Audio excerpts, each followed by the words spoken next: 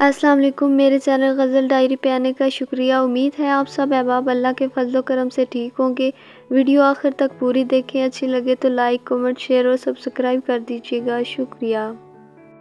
خوش قسمت ہیں وہ لوگ جنہیں یہ رمضان المبارک نصیب ہوا، اور اس سے بھی زیادہ خوش نصیب ہیں وہ جو اپنے رحمان رب کو راضی کر لیں گے۔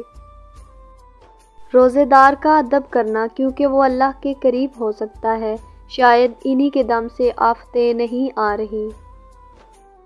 توبہ کا دروازہ دکھاتا ہے رمضان، صبر کی تلقین سکھاتا ہے رمضان، سچ ہے کہ مسلمان کو مومن بناتا ہے رمضان۔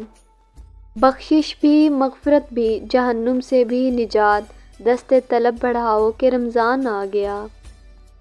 رمضان ماہ قرآن بھی ہے، لہٰذا جتنی زیادہ ہو سکے قرآن کریم کی تلاوت کرنی چاہیے۔ ابر رحمت جم کے برس رہی ہے ماہ برکت رمضان میں۔